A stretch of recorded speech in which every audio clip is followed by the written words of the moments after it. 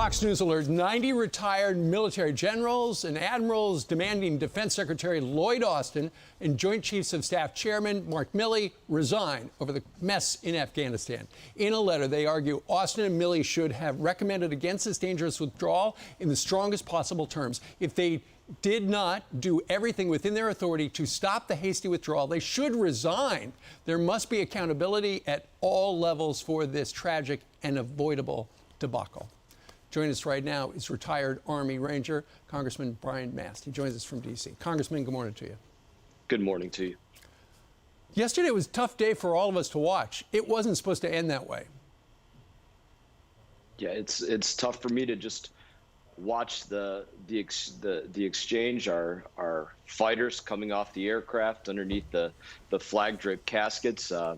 Just preparing to speak to you right now. I had to sit here and wipe the tears out of my eyes just because I saw those caskets coming off the plane. I've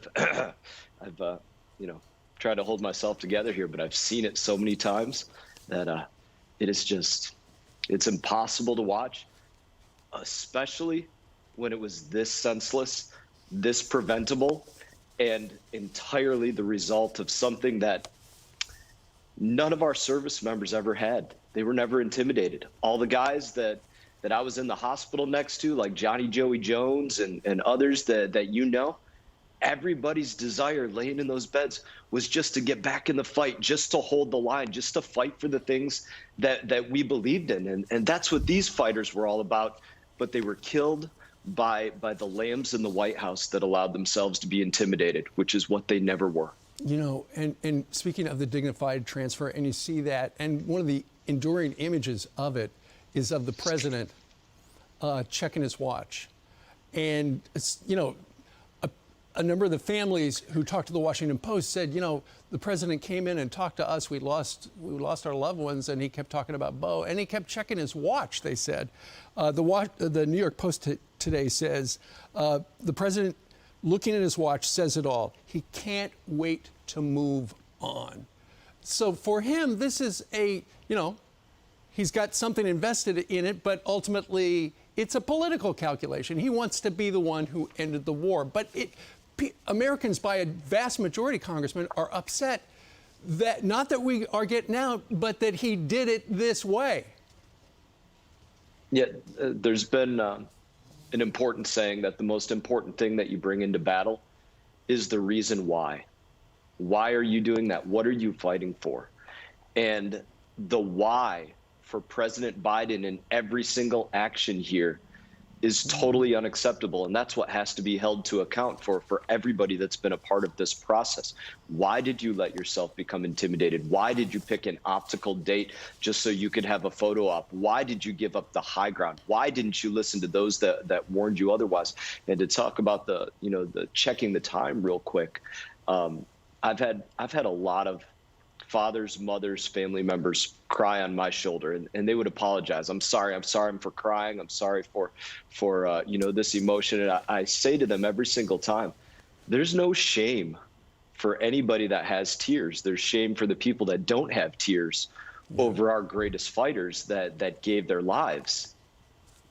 President Biden is the one that deserves the shame. He's more concerned about his watch than about giving those families every single minute to talk about how they feel and the stories that they could tell about their sons and daughters, about why they grew up wanting to be fighters for our country and what they believed in, and the funny things that they remember about him. His concern was, how is the time ticking? Yeah.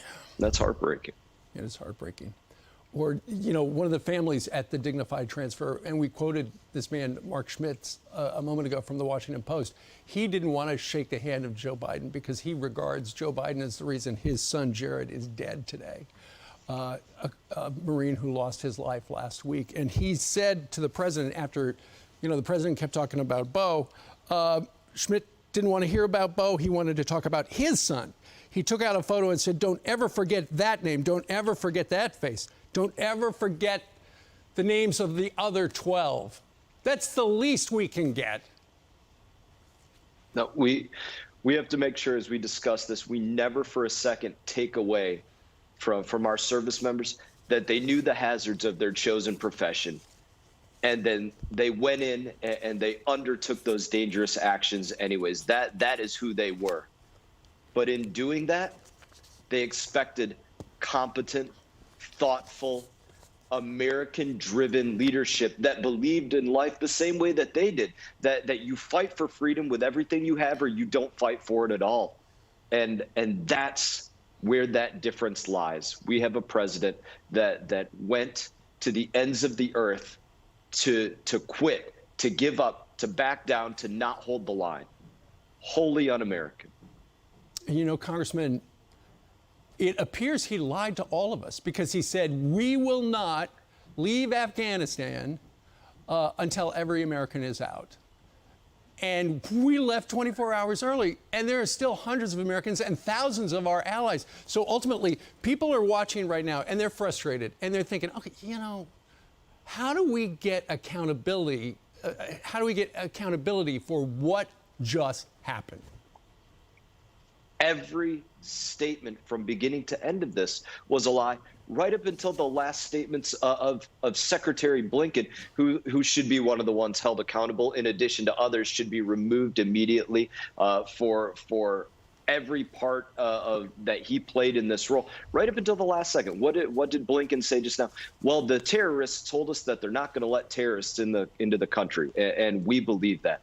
Every talking point from this administration, from their secretaries, from the president on down, was to say the exact opposite of either what was going on in the world or Afghanistan or anything else. Those were their very literal talking points. Say the opposite of what is actually happening.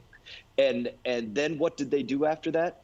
They showed us the back of their head every single time as they would about face, walk out of the room, and not take questions, because that's just one more place that they were too intimidated to even take questions.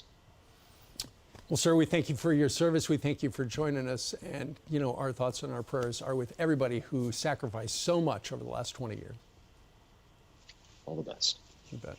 Hi, everyone. I'm Brian Kilmeade. I want you to do me a favor. I want you to click to subscribe to the Fox News YouTube page. This is the only way that I know for sure that you're not going to miss any great commentary, any great news bites, any great interviews coming your way on Fox. You can get it all here on YouTube. So subscribe right now.